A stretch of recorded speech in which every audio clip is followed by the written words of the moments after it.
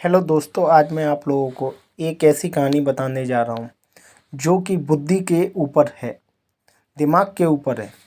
तो हमेशा भारतवर्ष के अंदर छोटे छोटे बच्चे हिंदी कहानियों को काफ़ी पढ़ना चाहते हैं और तथा उन कहानियों से हमें काफ़ी प्रेरणा भी मिलती है। तो इसी प्रकार आज मैं आपको एक कहानी बताने जा रहा हूँ एक राजा की। एक बुद्धिमान राजा था, उसका काफ़ी बड़ा साम्राज्य था। उसके राज्य में प्रजा हर तरह से खुशहाल थी। राजा को अपने उत्तराधिकारी की तलाश थी। उसके 3 बेटे थे। राजा इस पुरानी परंपरा को नहीं निभाना चाहता था कि सबसे बड़े बेटे को ही गद्दी पर बिठाया जाए। वह सबसे बुद्धिमान और काबिल बेटे को सत्ता सौंपना चाहता था। इसलिए राजा ने उत्तराधिकारी के लिए तीनों की परीक्षा लेने का फैसला किया। राजा ने तीनों बेटों को अलग अलग दिशाओं में भेजा। उसने हर बेटे को सोने का एक एक सिक्का देते हुए कहा कि वे इसे ऐसी चीज़ खरीदें जो पुराने महल को भरते। पहले बेटे ने सोचा कि पिता तो सठिया चुके हैं, इस थोड़े से पैसे से इस महल को किसी चीज़ से कैसे भरा जा सकता है। इसलिए वह एक मैखाने में गया, शराब पी और सारा पैसा खर्च कर डाला। राजा के दूसरे बेटे ने इससे भी आगे सोचा। वह इस नतीजे पर पहुंचा कि शहर में सबसे सस्ता तो कूड़ा कचरा ही है। इसलिए उसने महल को कचरे से भर दिया। तीसरे बेटे ने 2 दिन तक इस पर चिंतन मनन किया कि महल को सिर्फ एक सिक्के से कैसे भरा जा सकता है।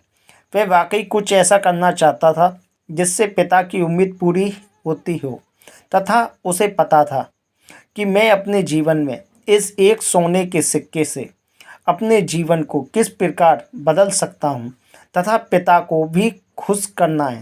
क्योंकि ये जो परीक्षा है ये बुद्धि की है और बुद्धि का ज्ञान माता पिता सब कुछ बांट सकते हैं लेकिन बुद्धि को नहीं, क्योंकि बुद्धि ईश्वर की दी हुई होती है तथा हमारे मन और हमारी 5 इंद्रियों को जागृत करती हुई बुद्धि का विकास होता है। तो दोस्तों, उसने मोमबत्तियों और लोबान की बत्तियां खरीदी और फिर पूरे महल को रोशनी और सुगंध से भर दिया। इस तीसरे बेटे की बुद्धिमानी से खुश होकर राजा ने उसे अपना उत्तराधिकारी बनाया। दोस्तों, हमेशा हमें हिंदी कहानियाँ प्रेरणा देती हैं तथा जीवन में जो कुछ हो चुका होता है भूतकाल में और जो इतिहास रचते हैं वही कहानियाँ होती हैं। कुछ कहानियाँ हमें मोटिवेट करती हैं। इसी प्रकार जो कि आज मैंने आपको बताया कि तीसरा बेटा जो सबसे छोटा था, मंझला बेटा था, उसने अपने पिता को ऐसा चमत्कार करके दिखाया और अपनी बुद्धि का परिणाम दिया जिससे कि राजा खुश हुआ और राजा ने अपने तीसरे बेटे को अपना उत्तराधिकारी चुना। इस कहानी से हमें यह शिक्षा मिलती है कि हम अपनी बुद्धिमानता से अपने जीवन को सर्वोकार कर सकते हैं तथा हमें अपने संबंधों को तथा अपनी बुद्धिमानता को तथा अपने कठिन परिश्रम में भी अपनी बुद्धि को जागरूक रखने की आवश्यकता होती है।